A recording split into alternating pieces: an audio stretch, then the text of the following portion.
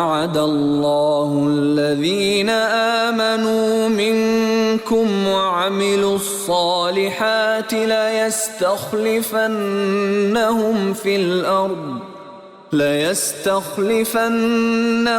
في الأرض كما استخلف الذين من قبلهم وليمكنن لهم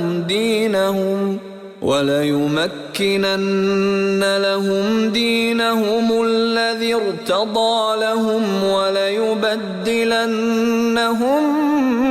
من بعد خوفهم أمنا يعبدونني لا يشركون بي شيئا ومن كفر بعد ذلك فأولئك هم الفاسقون۔ ہے زندہ فقط وحدت افکار سے ملت، وحدت ہو فنا جس سے وہ الہام بھی الہاد، وحدت کی حفاظت نہیں بے قوت بازو، آتی نہیں کچھ کام یہاں عقل خدا داد۔ مارکہ صلیب و ہلال کی 10ویں قسط کے ساتھ ڈاکٹر حسان بخاری آپ کی خدمت میں حاضر ہیں۔ پچھلی قسط کا اختتام ہم نے نور الدین زنگی کی وفات پر کیا تھا۔ اس قسط میں ہم دیکھیں گے کہ کیسے نور الدین زنگی کے بعد شام و فلسطین کے مسلمانوں کی قیادت صلاح الدین ایوبی کے ہاتھ میں آئی۔ مئی 1174 میں نور الدین کی وفات کے بعد شام میں انتشار برپا ہو گیا۔ اس کا جانشین الصالح نامی ایک 11 سالہ لڑکا تھا جو اتنی بڑی سلطنت کو سنبھال نہ سکتا تھا۔ دمشق کا گورنر ابن المقدم اور حلب کے گورنر گمشتگین نے پورے شام پر قبضے کی کوششیں شروع کر دی۔ دونوں کا منصوبہ یہ تھا کہ الصالح کا گارڈین ان کو بنایا جائے تاکہ وہ اس نو عمر لڑکے کو اپنے قابو میں لے کر شام کا کنٹرول سنبھال لے۔ موصل کا حکمران سیف الدین الصالح کا کزن تھا اور اس نے بھی الصالح کا گارڈین بننے کی خواہش کا اظہار کر دیا۔ اسی اثناء میں شاہ یروشلم امالرک نے شام میں موجود انتشار کا فائدہ اٹھانے کی کوشش کی اور بانیاس پر حملہ آور ہوا۔ اس مہم میں مگر وہ بیمار پڑ گیا اور مہم ادھوری چھوڑ کر واپس یروشلم آ گیا، جہاں 11 جولائی 1174 کو اس کا انتقال ہو گیا۔ امالرک کی جگہ اس کا 13 سالہ بیٹا بالڈون چہارم کے لقب سے تخت نشین ہوا۔ بالڈون ایک بہادر لڑکا تھا، مگر صلیبیوں کے لیے بدقسمتی کی بات یہ تھی کہ اس کو کوڑ کا مرض لاحق تھا۔ بالڈون چونکہ کم عمر تھا، اس لیے اس کے قریبی رشتہ دار اور ٹریپولی کے حکمران ریمنڈ آف ٹریپولی کو ریجنٹ بنایا گیا۔ ریمنڈ کئی سال تک مسلمانوں کی قید میں رہا تھا۔ اس کو رہائی 1173 میں نصیب ہوئی تھی اور وہ کئی سال مسلمانوں کے ساتھ رہنے کی وجہ سے مسلمانوں کی سیاست اور ثقافت سے واقف ہو گیا تھا۔ ریمنڈ مسلمانوں کے خلاف جارحانہ حکمت عملی کا حامی نہ تھا، کیونکہ اس کا خیال تھا کہ ایسی حکمت عملی صلیبی ریاستوں کے لیے شکست اور تباہی کا باعث بنے گی۔ اس کا خیال تھا کہ صلیبی ریاستوں کے لیے بہترین حکمت عملی یہ ہے کہ ڈپلومیسی کے ذریعے مسلمانوں کو آپس میں لڑا کر کمزور کیا جائے اور دو بدو جنگ سے ہر ممکن حد تک گریز کیا جائے۔ بہت سے صلیبی ریمنڈ کی اس پالیسی کے سخت خلاف تھے، چنانچہ ریمنڈ کے ریجنٹ بنتے ہی صلیبی ریاستوں میں ریمنڈ کے حامیوں اور مخالفین کے دو دھڑے بن گئے۔ ریمنڈ کے مخالفین کو اپنا لیڈر اس وقت مل گیا جب جزیرہ سائپرس میں عیسائیوں کے قتل عام کرنے والا سفاک رینالڈ شیٹیون 1175 میں مسلمانوں کی قید سے رہا ہو گیا۔ شاہ یروشلم بالڈون چہارم اپنے عرصہ اقتدار میں ان دونوں دھڑوں کو بیلنس کرنے کی کوشش کرتا رہا۔ دمشق کا گورنر ابن المقدم الصالح کو اپنا اقتدار مضبوط کرنے کے لیے استعمال کرنا چاہتا تھا، مگر الصالح اس سے جلد ہی متنفر ہو گیا اور اپنی والدہ کے ساتھ بھاگ کر گمشتگین کے پاس حلب چلا گیا۔ ابن المقدم نے اب دمشق پر اپنا کنٹرول مستحکم کرنے کے لیے صلیبیوں سے مدد مانگی، مگر شاہ امالرک کی موت کی وجہ سے وہ اس کی کوئی مدد نہ کر سکے۔ اس کے اس فعل سے البتہ دمشق کے عوام اس کے سخت مخالف ہو گئے۔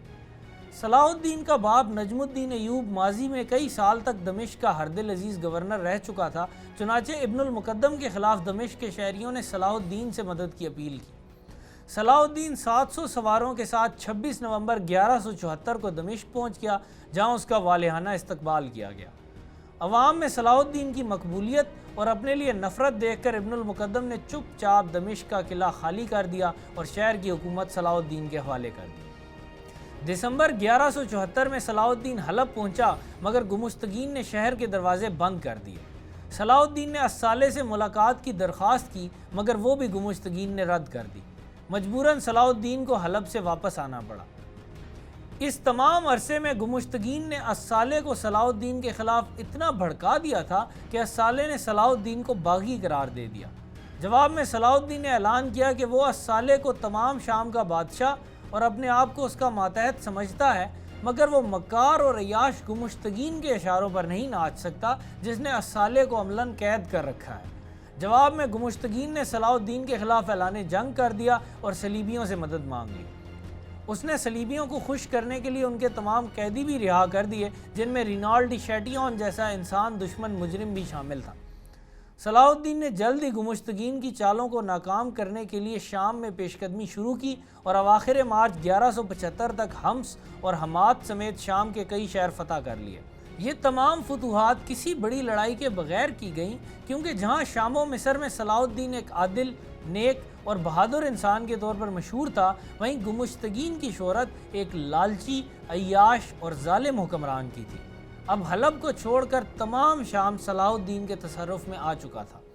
اہل شام نے تقریباً ہر جگہ صلاح الدین کو خوشدلی سے ویلکم کیا اور گمشتگین نے صلیبیوں کی امداد سے مایوس ہو کر کرائے کے قاتلوں کے ذریعے، جو حشیشین کہلاتے تھے، صلاح الدین کو قتل کرانے کی کوشش کی۔ چند حشیشین صلاح الدین کے کیمپ میں داخل ہوئے اور صلاح الدین کے خیمے کے قریب پہنچ گئے، مگر صلاح الدین کے گارڈز نے ان کو اندر جانے کی کوشش کرتے ہوئے مار ڈالا۔ یوں گمشتگین کا یہ اوچھا وار بھی ناکام ہو گیا۔ حشیشین عجیب و غریب مذہبی عقائد رکھنے والا ایک گروہ تھا جس کو حسن بن صبا نامی ایک شخص نے 11ویں صدی میں قائم کیا تھا۔ شام سے لے کر ایران تک بہت سے قلعے اس گروہ کے قبضے میں تھے۔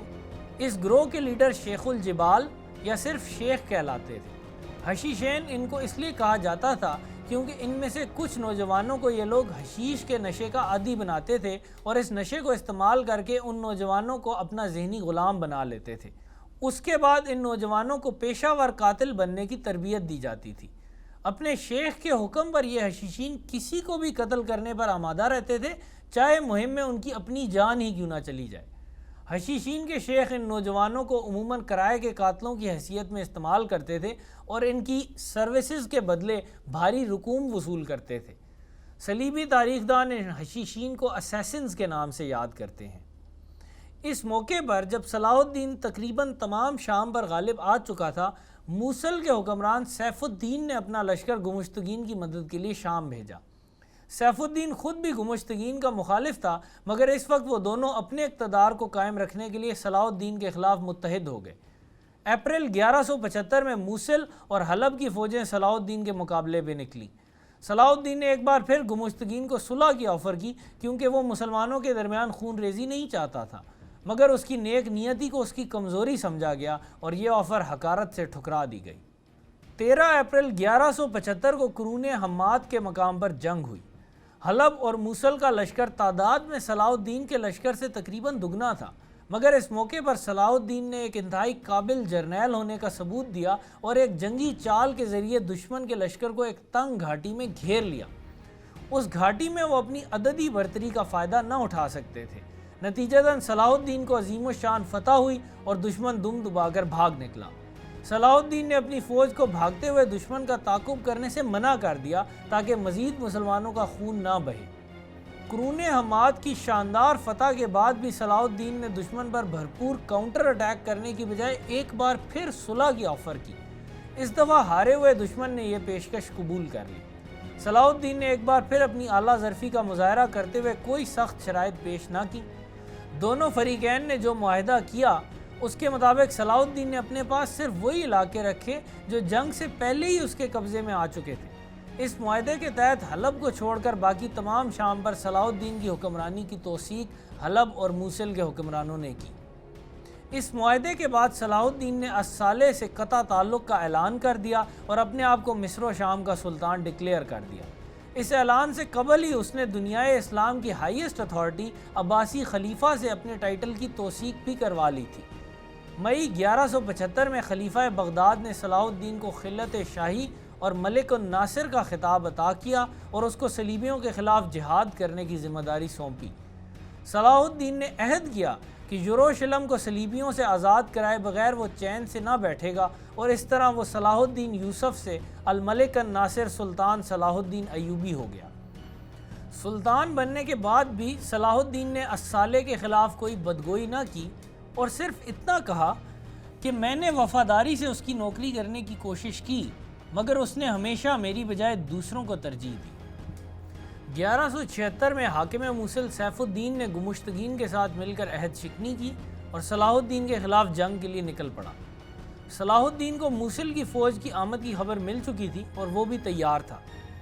حلب سے 20 میل جنوب میں 22 اپریل 1176 کو تل سلطان کے مقام پر گھمسان کا رن پڑا، جس میں صلاح الدین نے ذاتی طور پر بھی شجاعت و بہادری کے جوہر دکھائے۔ ایک بار پھر موصل اور حلب کی فوج کو شکست فاش ہوئی۔ سیف الدین بڑی مشکل سے جان بچا کر بھاگا، مگر اس کے لشکر کی اکثریت نے ہتھیار ڈال دیے۔ ایک بار پھر صلاح الدین نے بے مثال شرافت کا مظاہرہ کیا اور تمام قیدیوں کو نہ صرف بغیر کسی تاوان کے آزاد کر دیا، بلکہ ان کو گھر واپسی کے لیے زاد راہ بھی دیا۔ ان مہربانیوں سے اس کا مقصد یہی تھا کہ مسلمانوں کے درمیان نفرت کی بجائے محبت پھیلے تاکہ وہ متحد ہو کر صلیبیوں کا مقابلہ کر سکے۔ سیف الدین اور گمشتگین جیسے ناعاقبت اندیش اقتدار کے پجاریوں کے برعکس صلاح الدین ایک زیرک اور دور اندیش حکمران تھا، جس کی پہلی پریورٹی ذاتی اقتدار نہیں بلکہ اسلام کی سربلندی تھی۔ اسی وجہ سے قدم قدم پر اللہ نے اس کو کامران اور اس کے دشمنوں کو نامراد کیا۔ 1176 کے موسم گرما میں صلاح الدین نے بزا، منبج اور عزز کے قلعے فتح کر لیے۔ ان فتوحات کے بعد حلب کا شہر مکمل طور پر صلاح الدین کے گھیرے میں آ گیا اور اس کا رابطہ موصل سے منقطع ہو گیا۔ جون 1176 میں عزز کے قلعے کے محاصرے کے دوران ایک بار پھر حشیشین نے صلاح الدین کو قتل کرنے کی کوشش کی۔ ایک بدبخت تو صلاح الدین کے خیمے کے اندر پہنچ گیا اور اس کے سر پر وار کر ڈالا، مگر صلاح الدین آہنی ٹوپی یا خود پہنے ہوئے تھا، جس کی وجہ سے بچ گیا۔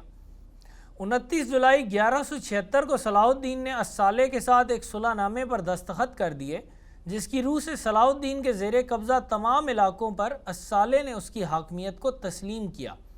اس عہد نامے پر دستخط کے بعد الصالح کی 9 عمر بہن صلاح الدین کے کیمپ میں آئی۔ صلاح الدین نے اس کا استقبال پورے پروٹوکول سے کیا اور انتہائی مہربانی سے پوچھا کہ اگر اس کی کوئی خواہش ہو تو پوری کر دی جائے گی۔ لڑکی نے جھٹ عزز کے قلعے کی فرمائش کر ڈالی۔ صلاح الدین نے چشم زدن میں معاہدے میں ترمیم کر کے عزز کا قلعہ اس کے حوالے کر دیا۔ یاد رہے کہ یہ وہی قلعہ تھا جس کے محاصرے کے دوران صلاح الدین موت سے بال بال بچا تھا، مگر وہ شریف النفس انسان ایک کم سن بچی کی معصومانہ خواہش کو رد نہ کر سکا۔ اس سے آپ صلاح الدین کے اخلاق کریمہ کا اندازہ لگا سکتے ہیں۔ ستمبر 1176 میں رومی شہنشاہ مینویل ایک لشکر جرار لے کر سلجوق ترکوں کے مقابلے کے لیے نکلا۔ اس کا مقصد اناٹولیا کو ترکوں سے چھیننا تھا، مگر سلجوق سلطان قلعہ ارسلان دوم کی قیادت میں ترکوں کی قلیل فوج نے اس کے عظیم لشکر کو میریوفیلون کے مقام پر شکست فاش دے کر تباہ کر دیا۔ 100 سال پہلے مانزی کرد کی جنگ میں ترکوں سے شکست کھانے کے بعد رومی سلطنت نے آہستہ آہستہ ریکور کیا تھا، مگر میریوفیلون کی شکست اور پھر 1180 میں شہنشاہ مینویل کی موت کے بعد پیدا ہونے والی پولیٹیکل انسٹیبلٹی نے رومی سلطنت کو ایک مارٹل کرائسس میں مبتلا کر دیا۔ اس کے بعد رومی دوبارہ کبھی صلیبی جنگوں میں مسلمانوں کے خلاف کوئی مؤثر حصہ نہ لے سکے۔ نور الدین زنگی کے دور تک شام کے مسلمان رومی سلطنت سے خائف رہتے تھے۔ خود نور الدین کبھی اپنی پوری فوج صلیبیوں کے مقابلے پر اس لیے نہ لا سکا تھا کیونکہ اس کی کچھ فوج کو شمال میں رومی تھریٹ کو کاؤنٹر کرنے کے لیے رہنا پڑتا تھا۔ اس کے علاوہ پہلی دونوں صلیبی جنگوں میں رومی سلطنت کی سپورٹ صلیبیوں کے لیے اہم رہی تھی۔ اب مگر صلیبیوں کی مدد کا یہ دروازہ سلجوق ترکوں کی فتوحات کی بدولت بند ہو گیا تھا۔ 1177 تک صلاح الدین شام اور مصر پر اپنا اقتدار مضبوط کر چکا تھا، چنانچہ اس نے اب صلیبیوں سے جنگ کی تیاری شروع کر دی۔ نومبر 1177 میں صلاح الدین تقریباً 20,000 فوج کے ساتھ فلسطین میں داخل ہو گیا۔ صلاح الدین کی آمد کی خبر سن کر شاہ یروشلم بالڈون چہارم اپنی فوج لے کر اسکلون میں قلعہ بند ہو گیا۔ صلاح الدین نے کچھ فوج تو اس کی ناکہ بندی کے لیے چھوڑ دی اور باقی فوج کے ساتھ صلیبی علاقوں کو تاخت و تاراج کرنے نکل پڑا۔ یہاں صلاح الدین نے اپنی کیریئر کی ایک فاش غلطی کی اور وہ بالڈون کی طرف سے لاپرواہ ہو گیا۔ صلاح الدین کا خیال تھا کہ بالڈون اسکلون کا حصار کو توڑ نہ سکے گا، بالڈون کو انڈر ایسٹیمیٹ کرنا صلاح الدین کو کافی مہنگا پڑا۔ 25 نومبر 1177 کو بالڈون نے ایک طوفانی حملے کے ذریعے اسکلان کے گرد حصار کو توڑ ڈالا اور صلاح الدین کی باقی فوج کے تعاقب میں روانہ ہو گیا۔ اس کی یہ جرأت ڈیسپریشن کا نتیجہ تھی، کیونکہ وہ یہ جانتا تھا کہ اس وقت یروشلم خالی ہے اور صلاح الدین نے اگر یروشلم فتح کر لیا تو صلیبیوں کا فلسطین میں سروائیول خطرے میں پڑ جائے گا۔ دوسری طرف صلاح الدین کو بالکل خبر نہ تھی کہ بالڈون اسکلان سے نکل چکا ہے۔ وہ اور اس کی فوج رم اللہ کے جنوب مشرق میں مو گسوٹ کے مقام پر خرامہ رواں دواں تھے کہ اچانک بالڈون نے اپنی پوری فوج کے ساتھ ان پر حملہ کر دیا۔ صلاح الدین کی فوج مکمل طور پر سرپرائز ہو گئی اور اس کو سخت شکست کا سامنا ہوا۔ خود صلاح الدین موت سے بال بچا۔ شکست کے بعد صلاح الدین اپنی باقی ماندہ فوج کو لے کر مصر کی طرف پسپا ہو گیا، جبکہ شاہ یروشلم بالڈون فتح کے نعرے بجاتا ہوا یروشلم واپس آ گیا۔ مصر واپس آ کر صلاح الدین نے اپنے بھائی توران شاہ کو ایک خط لکھا جس میں اس نے اپنی شکست کو ڈسکس کیا۔ اس خط میں صلاح الدین نے لکھا، بارہا ہم تباہی کے دھانے تک پہنچے، مگر اللہ نے یقیناً ہمیں اسی لیے بچا لیا کیونکہ اس کو مستقبل میں ہم سے کوئی بڑا کام لینا مقصود تھا۔ شکست کھا کر صلاح الدین نے ہمت نہ ہاری، بلکہ ایک عظیم انسان کی طرح اپنے عزم و ہمت کو مزید مضبوط کر لیا۔ مایوس ہونے کی بجائے اس نے اس بات پر فوکس کیا کہ اللہ نے اس کو شدید خطرے سے زندہ سلامت نکال لیا۔ اس کو یقین ہو گیا کہ اللہ نے اس کو کسی خاص مقصد کے لیے زندہ رکھا ہے اور قوت اقتدار سے نوازا ہے۔ یہ مقصد سوائے فتح یروشلم کے کچھ اور نہ تھا۔ اپنی زندگی کے باقی 15 سال صلاح الدین نے یروشلم پر اسلام کا جھنڈا لہرانے اور پھر اس کو ڈیفینڈ کرنے میں صرف کر دی۔ اس قسط کا میں یہاں پر اختتام کروں گا۔ ڈاکٹر حسان بخاری کو اجازت دیجیے۔ اللہ حافظ۔